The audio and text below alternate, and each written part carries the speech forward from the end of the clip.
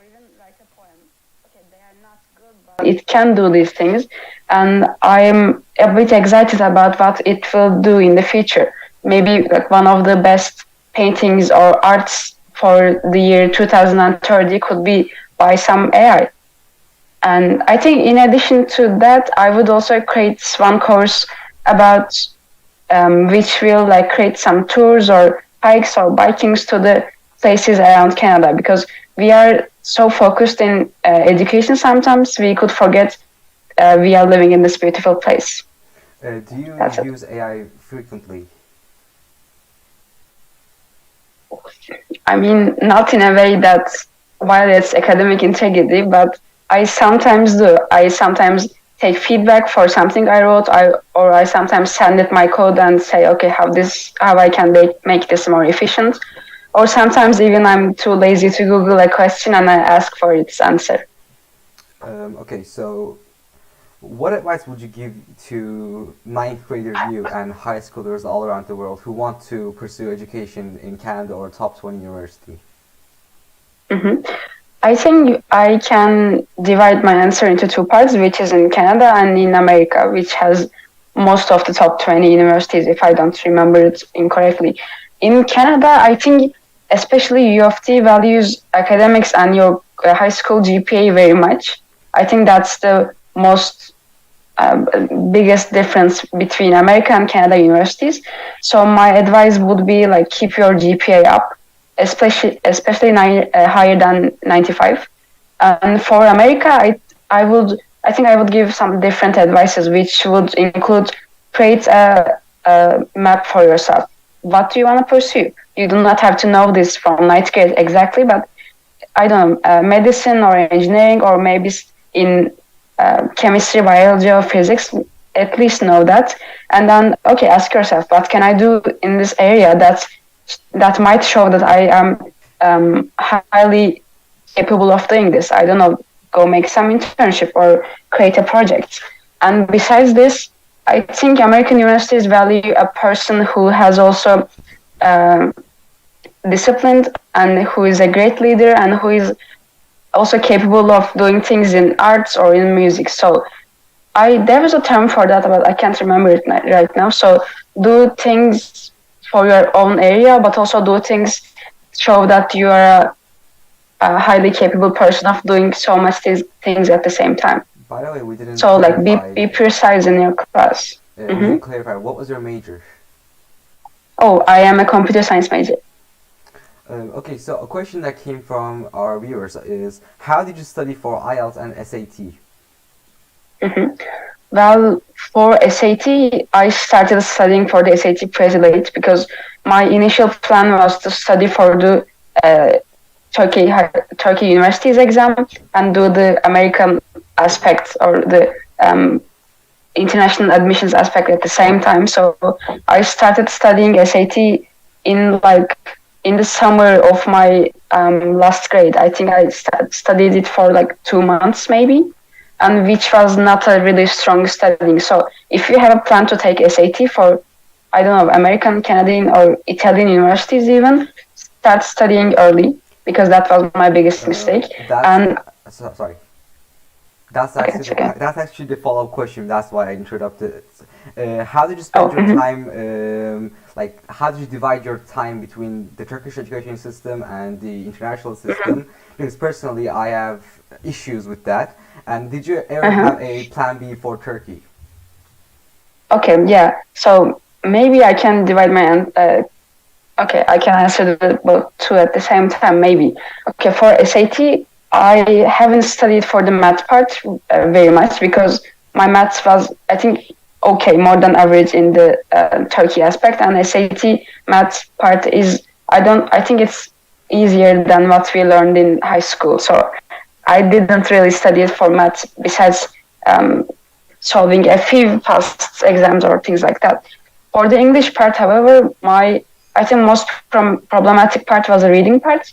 I don't know if the online SAT has changed the English parts, but my grammar part was okay. However, in reading, I had time issues, so I finished most of the questions in Khan Academy.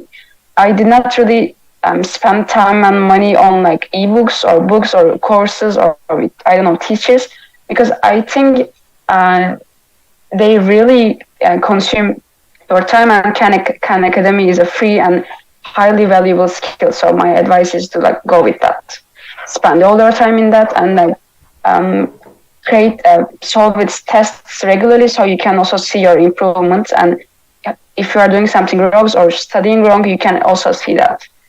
And for for IELTS, I took IELTS after I took the SAT, so I was like mostly confident in my English skills, so I just studied writing. And my top advice for IELTS is study for its writing. It's not easy as you think because it has some structure in it, so study for it. Most of my friends had really good grades at the other parts, but writing bombed most of them, so study for it. And then for your second question, I think like studying for Turkey and the international admissions was really hard for me because like I was not sure about which one I wanted more, or even if I could like go into some prestigious university. So my ninth and 10th grade was in pandemic, so I spent most of it with Turkey because like I didn't know what I should have done in international admissions, so I didn't really spend much time on it. But for my junior year, I was like taking one AP. I did not take much AP, so taking one AP, I was in the FIC, and then I was dealing with junior level YKS topics, which was really hard. So I think my advice for that is like have a plan, have a structure, because if you say like, okay, for Tuesday and Wednesday I will study for SAT, and on the remaining days I can study for Turkey, this will not work because there are many parts of your year that you cannot control. Even it's an exam or anything in international admissions or anything like that. I think you or the people who want this should make bigger and more precise plans. For example, if you have a 1 week holiday, use it very nicely because you don't have school, you probably have homework, but I don't know, maybe less. So use the holidays very precisely and cleverly. Beside that, do not try to do everything perfectly. That was my mistake. I tried to do everything really good, and that really burned me on the first months of my junior grade that were really hard.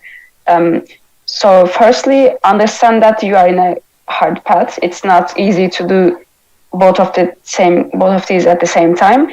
And if you want to do something perfect, the other one may be a little bit below the average. So understand that and recognize that. So I think like I'd rather than like focusing one and not focusing the other one, you should like try to balance it a bit because you can never know what will happen at the US admissions.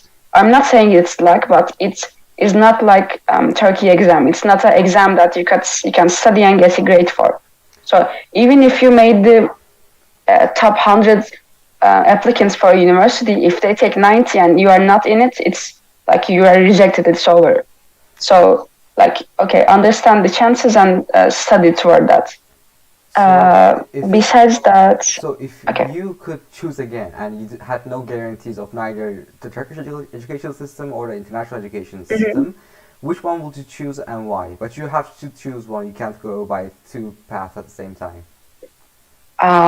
Okay, that's a great one.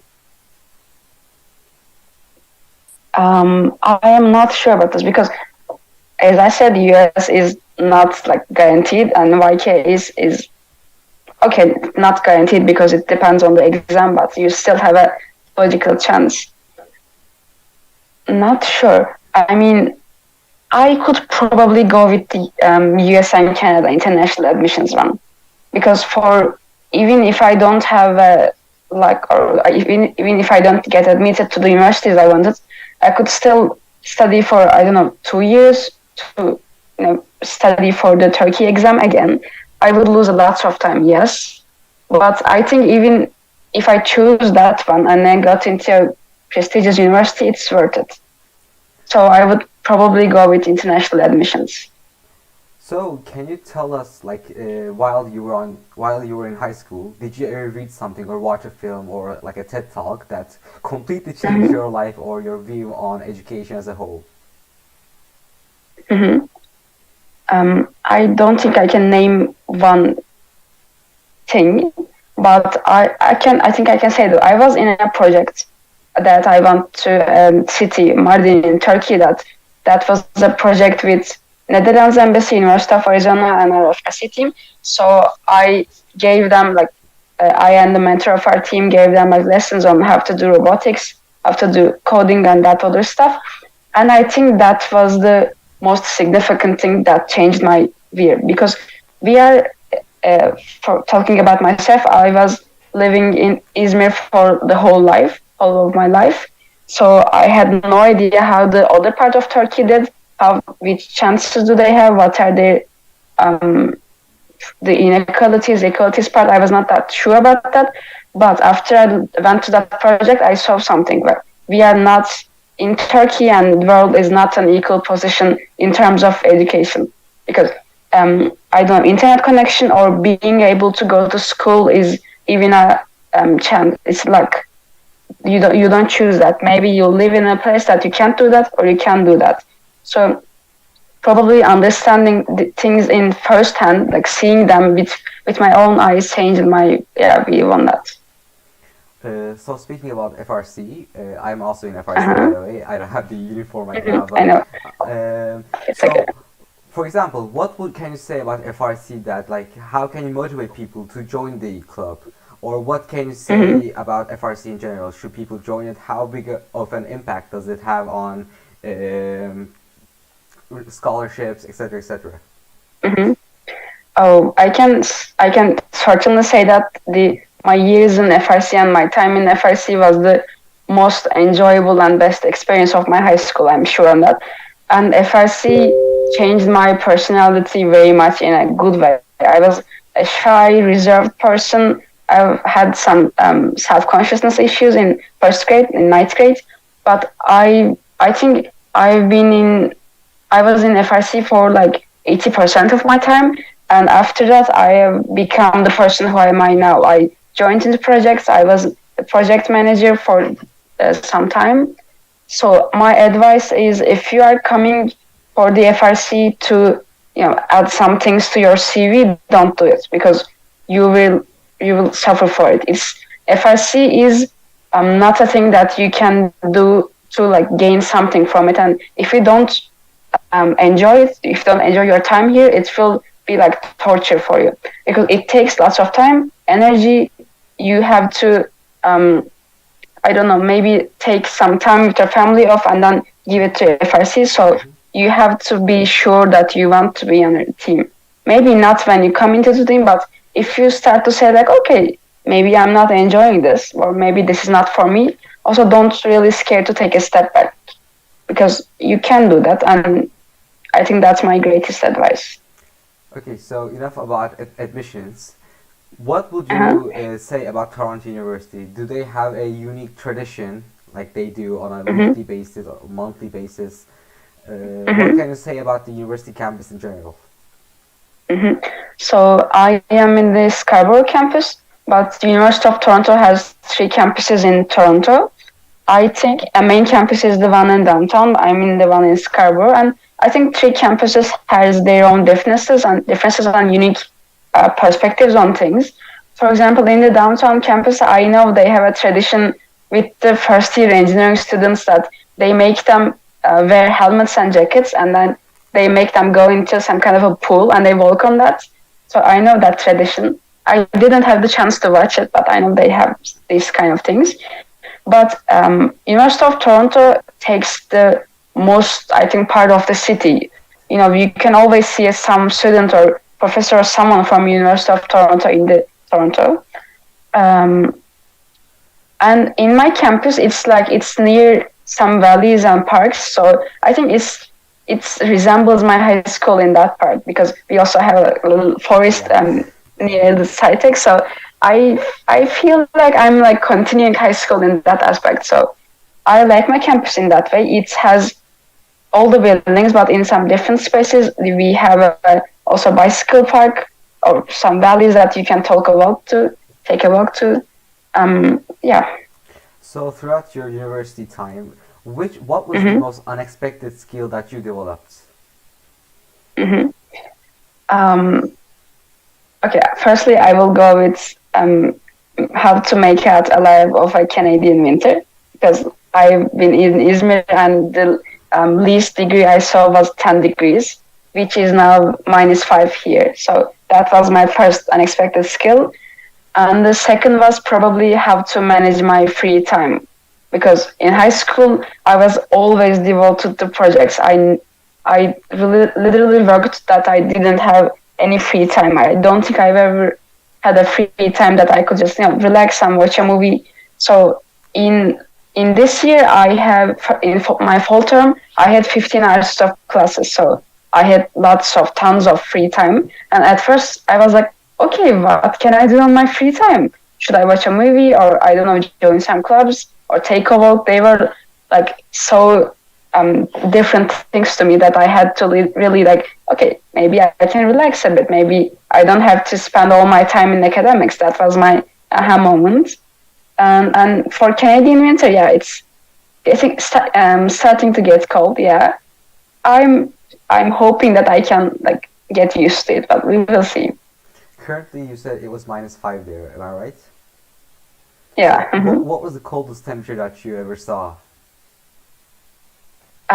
I think it was like that, like -5 around, because apparently in the previous years it was like much colder, but in this year it's a lot warm. So I think that's also the situation in Turkey. But for the next week, we are gonna be at -10s Okay. if the weather shows it correctly. Yeah.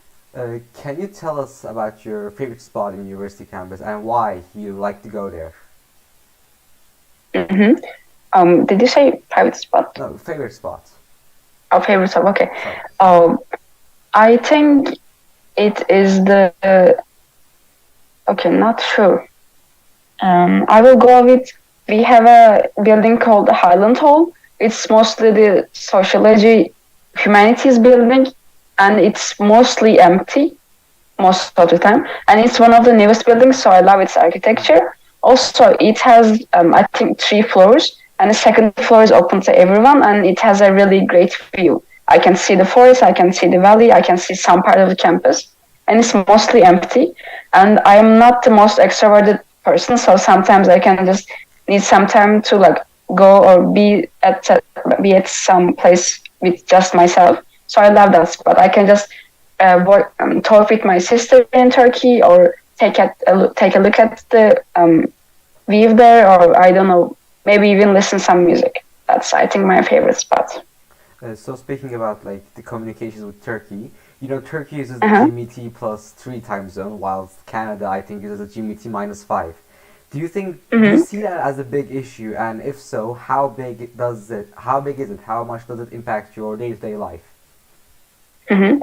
So it is a big issue because like maybe 3 or 4 hours could be manageable, but 8 hours is a really big difference. When my parents and my friends in Turkey are sleeping and I'm awake, and when I'm sleeping, they're awake. So 16 hours are mostly lost at that point. So we have a small interval to talk. That's a big issue. But yeah, I think it has its own positive sides as well. For example, sometimes my friends say, "Okay, we have a like exam or class at 8 a.m., but we are not sure if we can wake up. Can you call us and wake us up?" And I go, okay, I can do that. I'm mostly awake at that time. So it's an issue, yes, but I am not a morning person, so I usually go to sleep at 2, 3 a.m. and then wake up according to that. So I can also talk to people when it's at night there and it's morning at Turkey. So it's a problem, yes, but I've learned to manage it somehow. Does it even confuse me? For example, when we were planning this interview, we tried to Uh-huh. switch time zones. We were in Canada, then in Turkey, Canada, Turkey. Does it ever get Uh-huh. confusing? And like, do you use a mutual time zone between like maybe UTC? I don't know. Mm-hmm. It gets confusing on mostly like video chats because it's, for example, almost night here after 5 p.m. and I video call my parents and it's morning there and like there's sun behind them. I was like, okay, why is this so bright? They said it's morning here, and I was like, oh, okay. So that gets confusing mostly to like always calculate 7 hours, sometimes 7, 8. It depends on the summertime. I think I have like hours and the weathers of some places in Turkey and Scarborough in my laptop in my phone. So I sometimes have to check them to see, for example, to not to call them in an inappropriate time. So let's say during your time in Canada, you could fit everything into one single song. Which song will that be? Oh, okay. Okay, that's a great question. I'm not sure. Okay. Can I request 10 seconds to look at my Yeah, Spotify? of course. You can just open your Okay. phone. So,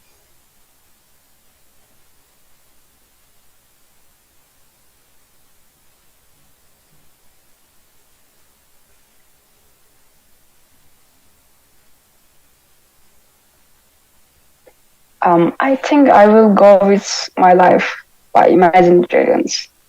Can you repeat that one more time for everybody? Sorry? Can you repeat that one more time, please? I can. Oh, My Life from Imagine Dragons. Okay, so we have a question from the chat. Mm-hmm. Poyraz Soder asks, what made your CV stand out in the application process? Like, what extracurricular activities do they attach importance to? Mm-hmm. Okay, so I think they value the extracurricular activities that are tied with the major you want to um, major and you want to get into admissions in, because like for example if you want to go pursue pre-med, maybe having a CV filled with robotics and STEM can see a little bit unattached. So my CV was mostly filled with FIC, project about education, projects about STEM, and some sports and chess. That felt like it. So it was like mostly about the things I want to do in university and my major. Do you think things like art and sports had an effect on your application process? And if so, which ones do you do? Mm-hmm. Okay, so I don't think they have a major effect, but they do show that you are not a person who studies or who just does projects on their free time, and they are a person who has hobbies, who can do like art and sports while managing projects or managing academics. So I think they have um, they have their own way to show like how good kind of an applicant you will be. I had basketball on my CV, badminton some parts, and chess. That was all. Do you think speaking? And I did not. Okay. Do you think speaking multiple languages helps on your CV? I don't have a view on that. Maybe you okay? Maybe like that's your hobby and you love like a few languages maybe, but I think it can be. It cannot be negative on your CV. It can be. It will be a positive note, but I'm not sure how big of an effect it will have. How many languages do you know, and what are they? Mm-hmm. Okay. Besides English, I only know German to not a great. I think A2.2 maybe. So that's all. Like. Did you learn German from school, or did you learn it specifically to go to Germany or another German-speaking nation? Mm-hmm.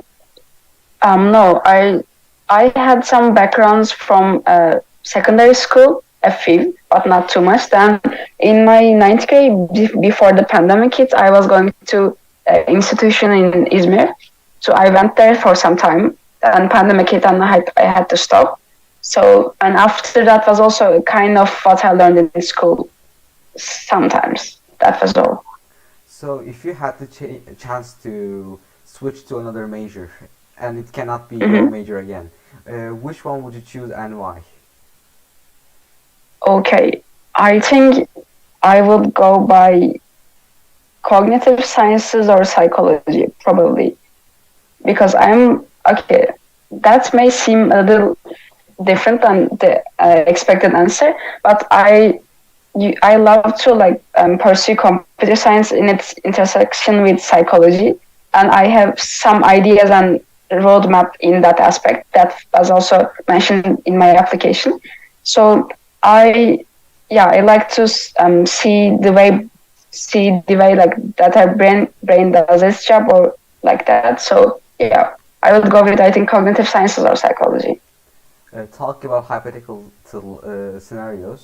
Who Mm-hmm. who would you pick if you could talk with anybody alive or dead, and why? Okay, alive or dead. I think I will. Not sure about this. Okay, I think I will go with Ada Lovelace, who is the founder of the computers, and she's an icon. So yeah, I would like to maybe speak with her and explore any other ideas she had, or maybe her thoughts on what could computers do, or what she thought they could do, or her plans at her time. So yeah. Why did you pick your major, and what advice would you give to somebody who is trying to pick but is really confused? hmm So why I chose computer science? Okay, I think I've learned Python or C in like fifth grade, no, sixth grade, somewhere there. And I know that I enjoyed it really more than I enjoyed dealing with, um, I don't know, biology or chemistry in high school. So I knew that I enjoyed doing coding or creating things from scratch. That's what I love about coding. You know, you can just write 10 lines and it could maybe do something really funny or really good. So that I knew that I had to pursue computer science.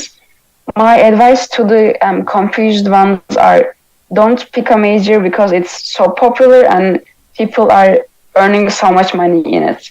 I know that's a bad advice in like Turkish standards at this point, but at least try to realize what you can do good or what you're interested in. Even if you can't pursue them as a major, maybe pursue them as a hobby or something like that. So as you know right now, like doing one major doesn't mean that you're gonna do that for the rest of your life. Mm-hmm. We have like machine engineers can do something about biology, like a machine on biology, etc., etc. Mm-hmm. So I don't know if you had it, but right now our school has a class named medical sciences. What are your Mm-hmm. views on this class? And we actually do have statistics too. So what are your views on these Mm-hmm. classes and the whole idea of doing something that's in another major? Mm-hmm. Okay, so I also had medical sciences and statistics class, I think, in the first term of my 10th grade, I think. But that was in pandemic, so I have some doubts about how beneficial it was to me. But by listening to medical science, I was sure that I didn't want to pursue med, so that was a positive aspect probably.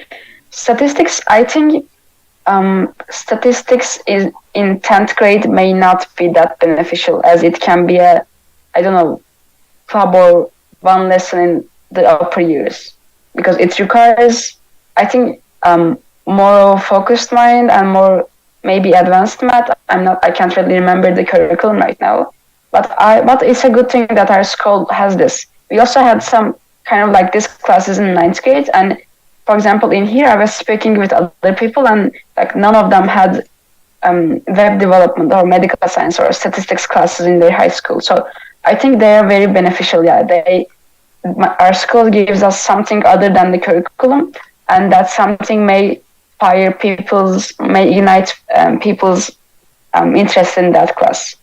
Yeah. So you know, there's a lot of festivals in Turkey like TÜBİTAK and Teknofest.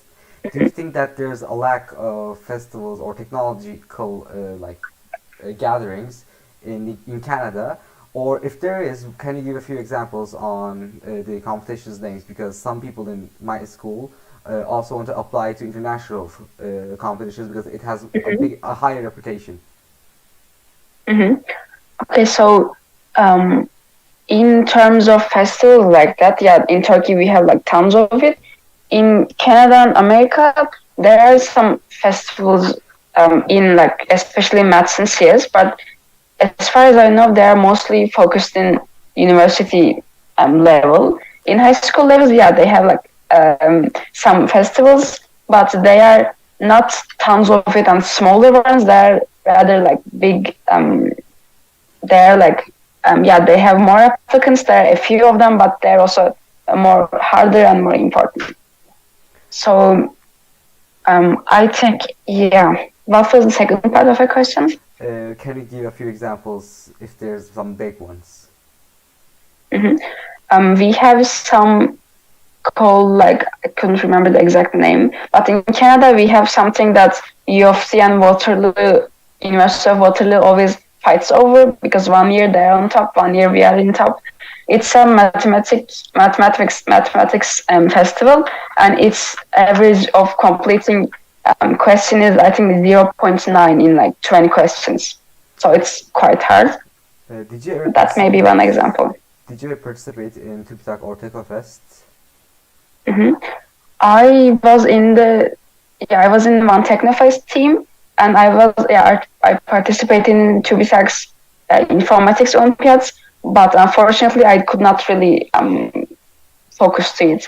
Best I did was have questions above the bar, so I couldn't pass to the second grade, and I could not focus it because it was the pandemic year, and I was already focused with FRC and that other stuff. So I do a lot of projects, and essential thing I found out was discipline. So Mm-hmm. how do you think discipline affects your life in general, both in high school, in university, in application process? How do Mm-hmm. you think it reflects on life? Okay, yeah, I agree on your views on discipline. I mean, I consider myself a disciplined and planned person, and I most of my friends when they saw my plans about admissions and Turkey, they were like shocked. Okay, how could you even plan that much stuff? But I said, okay, like I can't do them without discipline. I tried to do so many things in high school. I want to try so many things in university too. So I have to manage my time, and I have to know when to rest and when to study. Um, yeah, I mean, like being disciplined is like more than it's a common advice. Be disciplined, always plan your time, or I don't know, like that. But it's I think more than what it's always said.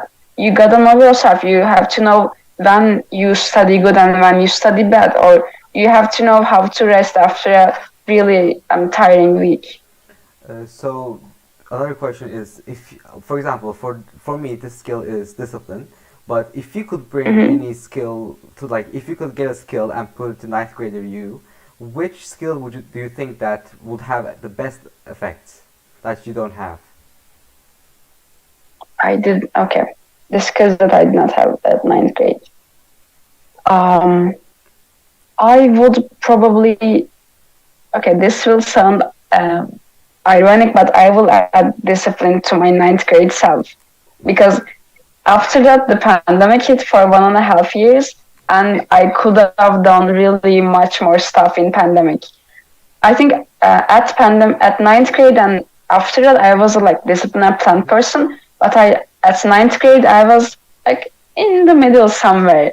I had the potential. I hope I had. But I couldn't really use it by studying. I instead use it by always playing games with my twin or like watching movies and so. So yeah, discipline to my ninth grade self, and also being less ambitious to my ninth grade self because she burned out later. Do you think you would have got into the University of Toronto if you had been slightly less, like if you had worked slightly less and had been slightly more disciplined and consistent? Yeah, I think yes, because yeah, my I think the one of the topics that I'm really sad about is I worked way more than needed, and it's resulted in me like being so tired at most of the time. So yeah, I could have done the same things if I worked less, but was more consistent. I think yes, and I think the answer is yes to the question in most of the areas or most of the times. Being more consistent is much more important than how much the time of the hours you studied.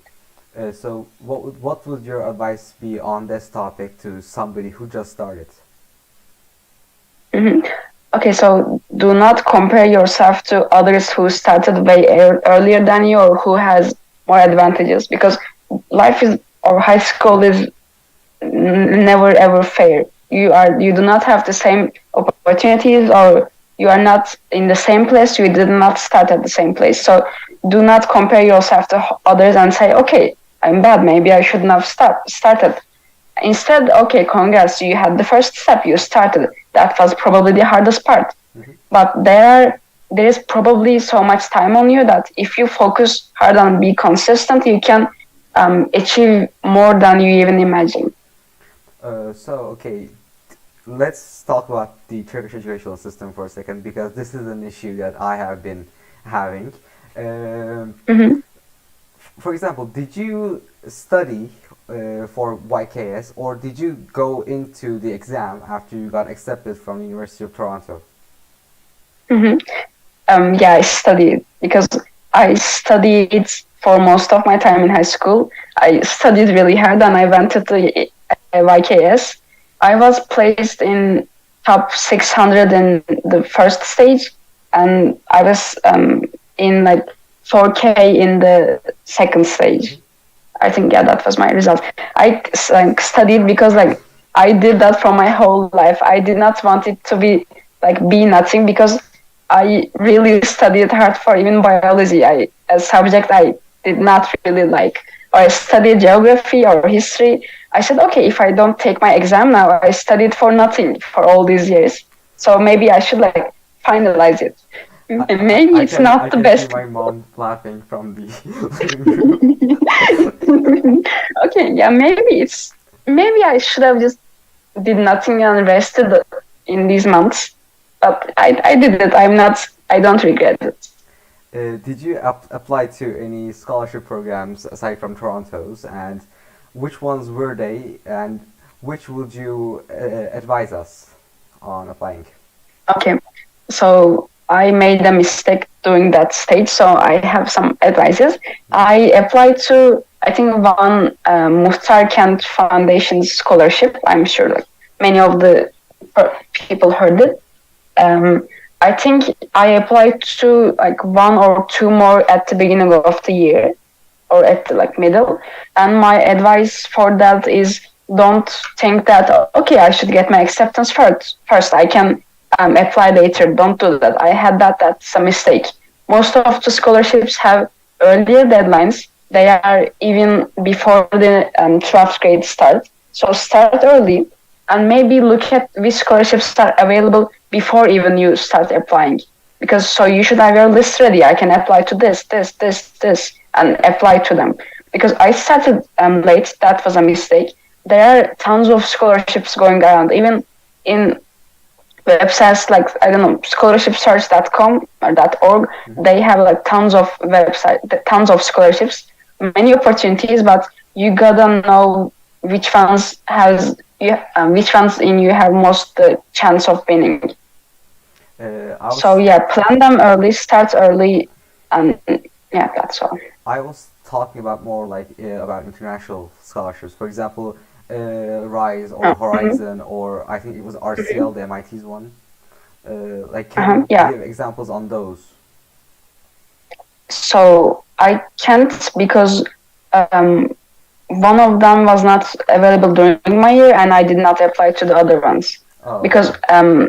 I should probably add something here, because like I always had a plan to apply to international admissions. I was building my CV through it, but in terms of preparing for SAT and that scholarships, I was like I did not apply for them because I don't know why I didn't, but I didn't really had the time to check them out, or I didn't even know some of them in my earliest years.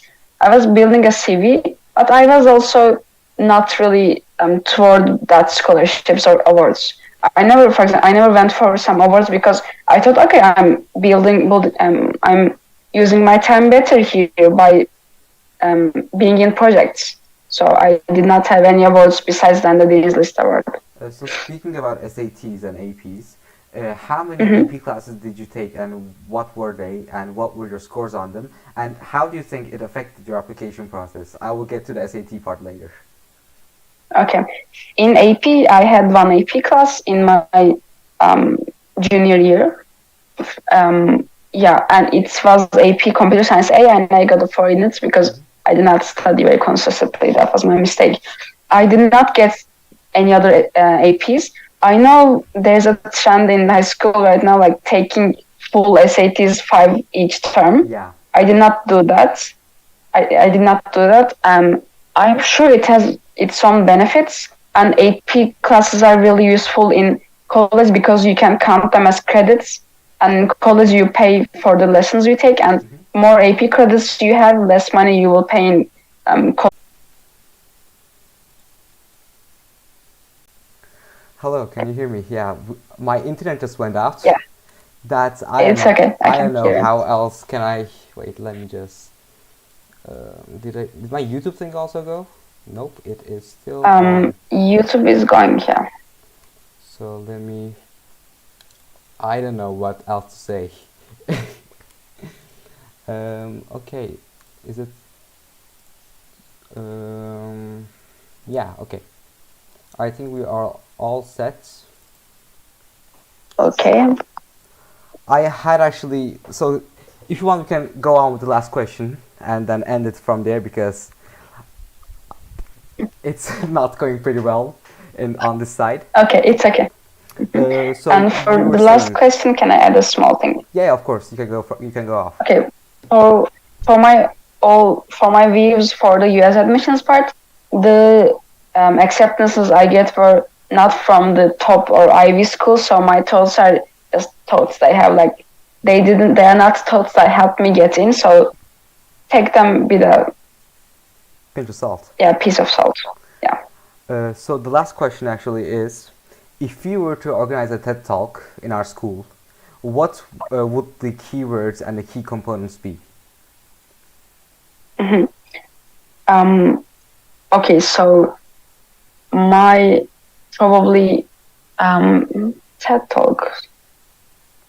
Okay, so most issues I had in high school was me about comparing myself to others, me about really committing herself to too much things, so I get burned out quickly. So I I would talk about this because in the beginning of high school I was like literally a child. I was like, okay, I can see myself as an adult now, but I was not an adult at ninth grade, and I don't think most of the smaller grades are not adults yet. I'm not calling anyone a child, but in terms of like aging and developing. So I would probably talk about like how to manage your high school without any unwanted experiences. So or how to. I'm not gonna say about. Yeah, that's gonna be probably about it. What you should or should not do in terms of start finishing your high school with a good mental health. Thank you a lot for joining in today. As you can see, we had some technical difficulties, but we've ended on a It's good okay, note. no problem. So I'm going to close the stream right now to everybody watching. Gosh. Yeah, okay.